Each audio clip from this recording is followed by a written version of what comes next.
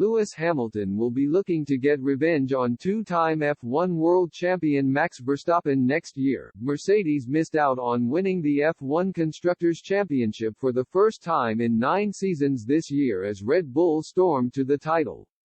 The energy drink team's superstar driver Max Verstappen also secured his second consecutive Drivers' Championship title, with Lewis Hamilton only able to muster a 6th-place finish as he ended the season 214 points behind the champion. But Hamilton could get his revenge on the Dutchman after Mercedes were offered some valuable insight from Red Bull. Mercedes' struggles on the track this season came after cars were redesigned last winter in the wake of a whole host of regulation changes. Red Bull dealt with the changes much better than the Silver Arrows as they quickly found a winning formula. It was a reverse of what happened after the 2013 season, a year that saw Red Bull claim their 4th consecutive championship double, with Sebastian Vettel racking up the titles between 2010 and 2013.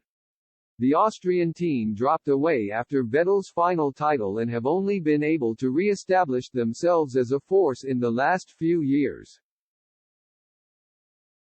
But now Red Bull's Chief Technology Officer Adrian Newey and team principal Christian Horner have offered Mercedes some hope that Hamilton can topple Verstappen once again by revealing how they dealt with their setback. The championship years of 2010 to 2013 were all with the Renault V8, Newey told RedBull.com.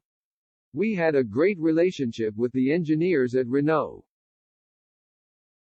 It's fair to say they didn't have the most powerful V8, but it was a product that they've tailored to suit our car.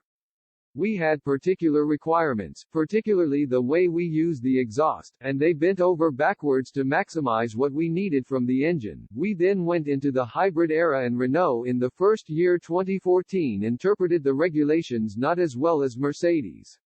We were quite a long way behind. In the first year you accept that, we all make mistakes, chassis, engine, new regulations. You can get it right, you can get it wrong. They got it wrong, when the engine at the start of 2015 seemed, if anything, worse than the 2014 engine. That was a pretty disillusioning moment.